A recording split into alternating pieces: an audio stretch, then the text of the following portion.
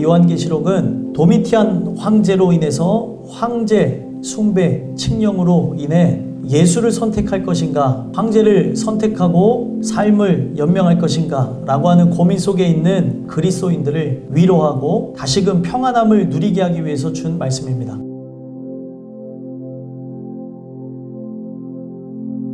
오늘 말씀은 7교회 중에 한 교회인 에베소 교회를 향해서 하나의 말씀을 돌아보게 하십니다. 처음 사랑이 있는가?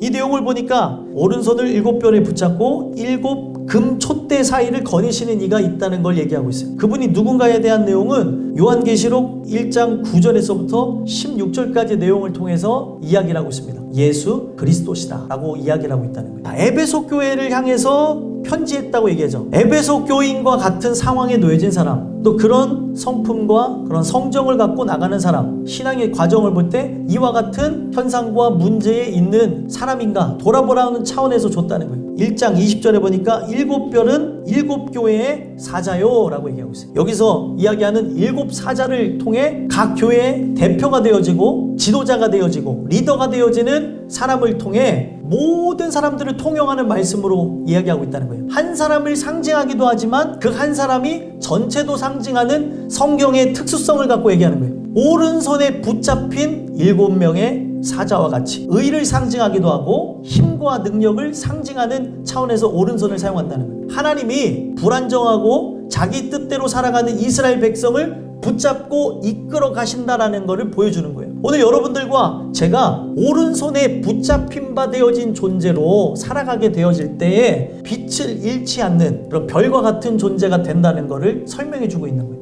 7 금촛대 사이는 뭘까요? 7 금촛대, 7 교회니라. 에베소, 서머나, 버가모, 두아니라, 사대, 빌라델피아, 라오디게아라고 하는 7 교회를 상징하는 거죠. 오늘 여러분들이 오른손에 붙잡힌 바 되어질 때 그 빛을 잃어버리지 않는 7별과 같이 되어지는 거고, 그 교회의 일원으로서 여러분들이 하나님 주시는 은혜를 통해 빛의 전달자가 되어짐을 그렇게 설명해 주고 있는 겁니다. 금촛대 사이를 거니시는 이가, 금촛대가 교회라고 생각해 보세요. 여러분들 자신이라고 생각해 보세요. 거기에 사이에 예수님이 계시는데 말씀을 통해 스스로를 돌아보고 점검하고 회개하고 돌아오지 않는다면 이 촛대를 옮겨버리겠다고 얘기하는 거예요. 나는 멸망으로 나가는 거고 소망이 없는 상태로 나간다는 걸 얘기하는 거예요. 하나님이 바라시는 건 뭐예요? 촛대를 옮기겠다고 얘기하시는 것이 아니라 혹시 잘못된 모습은 없는가 돌아다 보며 점검해 보라는 거예요. 2절 3절에 있는 내용을 보면 엄청난 칭찬의 내용이 들어있는 걸 보죠. 내 행위와 수고와 인내를 안다라고 얘기해요. 여기서 말하는 행위라고 하는 단어는 일하다, 노역하다라는 단어에서 왔어요. 이 땅에서의 행위 자체가 하나님의 영광을 위해서 사용되어야 되는 걸 얘기하고 있어요. 그래서 이 행위가 좋아 보이기는 하나 이 행위에 문제가 있다는 것을 이야기하려고 시작을 하고 있는 거예요. 그러면서 그들이 이 행위에 수고와 인내하며 나가고 있습니다.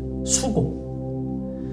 여기서 말하는 수고라고 하는 단어를 보면은 상처로 베어졌다라는 뜻에서 왔어요. 힘이 다하여서 힘이 빠진다라는 단어를 써줍니다. 수고라고 하는 거는 결국에 뭐예요? 내 몸을 깎아서 어떤 산물을 나는 걸 수고라고 하는 거예요. 인내라고 하는 거는 아래에서 견디다라는, 아래에서 기다린다는 그 의미에서 왔어요. 이 땅에 남겨진 자들로서, 바로 신부되어진 자들로서 그리스도께서 오실 때까지 참고 기다리는 걸 인내라고 하는 거예요. 그럼 이들의 모습을 볼 때는 그리스도인의 모습이죠. 은혜로운 사람의 모습을 갖추고 있다는 걸 얘기하고 있는 겁니다. 이 얘기의 핵심이 뭐냐면 반전이 있다는 걸 얘기하려고 지금 쭉 나열해 나가고 있는 거예요. 악한 자를 용납하지 않은 것도 내가 알고 있다. 자칭 사도라고 하되 아닌 자들을 시험하여서 그의 거짓된 것을 내가 드러낸 것도 내가 안다라고 얘기합니다. 시험이라는 단어가 찌르다는 단어예요. 찔러서 확인해 봤다는 거예요. 더 나아가서 수고라는 단어, 인내라는 단어가 반복되어지면서 견디고 게으르지 아니한 걸 안다. 바로 예수 그리스도의 이름을 위해서 했다는 것을 알겠다는 거예요. 그러나 너를 책망할 것이 있나니 너의 처음 사랑을 버렸느니라. 책망할 게 분명히 한 가지예요. 근데 이 한 가지를 통해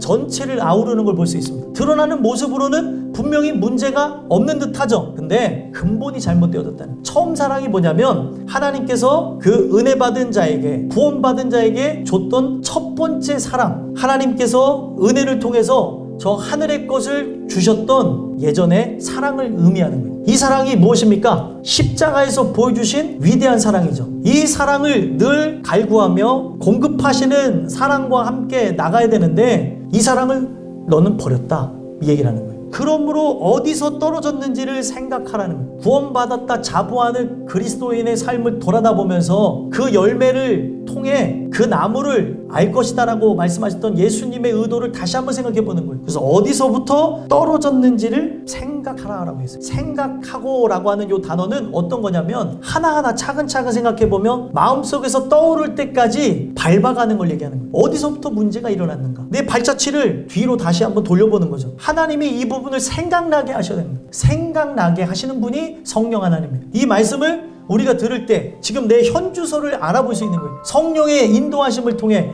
내가 어디서부터 잘못되어졌는지를 생각해보고 회개함으로 처음 행위를 가지라. 그러면 2절 3절에 나온 행위가 어떤 게 빠진 거예요? 그 행위를 통해 칭찬을 받았지만 그 행위의 중심에 처음 사랑이 빠진 변질되어진 행위였다는 거예요. 지금 드러나는 행위만 한다고 해서 구원받았다고 자부할 게 아니라 거기 중심에 하늘로부터 내려온 놀라운 그 은혜와 사랑, 그분에 대한 믿음, 그것이 우리 안에 존재하지 않는다면 촛대를 옮기겠다는 거예요. 그러므로 어떻게 하라는 거예요? 회개하라는 거예요. 생각을 전환하다라는 게 회개의 본래 의미예요. 예레미야 애가를 보게 되면 당신이 돌이키게 하시면 돌아가리이다 라는 내용이 있어요. 생각의 전환도 하나님 주셔야 되는 거고, 돌이켜서 돌아가는 것도 누가 하게 하셔야 되는 거예요? 하나님이 하셔야 되는 거예요. 회개하지 않으면 촛대를 옮긴다는 거예요. 촛대를 옮긴다는 의미는 뭐예요? 유형의 교회를 얘기하는 게 아니라, 건물 자체의 교회를 얘기하는 게 아니라 하나님의 성전인 여러분들의 생 자체를 옮겨버리겠다는 거예요. 너가 진짜 구원받은 자라고 한다면 구원받은 자의 온전한 열매가 드러날 수 있도록 처음 사랑을 잊지 말고 하나님 주시는 은혜를 통해 공급받아 살아야 될 걸 얘기하는 거예요. 촛대를 옮긴다고 하신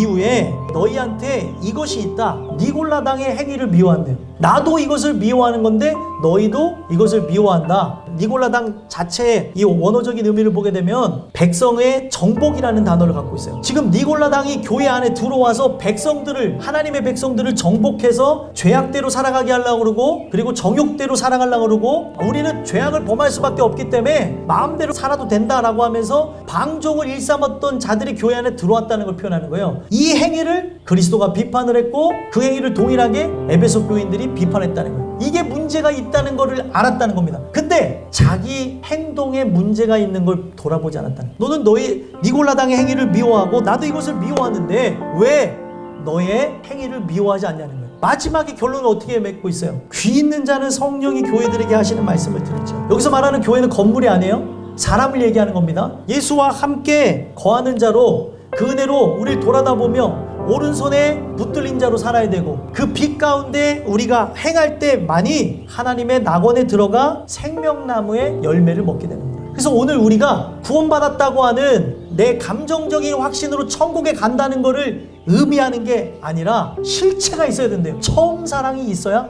천국에 간다는 걸 얘기해요. 오늘 이 말씀이 여러분들 안에 새겨짐으로 혹시 내가 은혜의 체험을 했는데 현재의 삶이 구원받은 자의 삶과 거리가 멀다면 처음 사랑을 잃어버린 거예요. 처음 사랑을 회복하게 해달라고 기도하심으로 훗날에 생명나무의 열매를 주어 먹게 하리라고 하는 이 말씀이 여러분들의 말씀이 되어지는 귀한 은혜가 우리 모두에게 있게 되기를 간절히 소망합니다.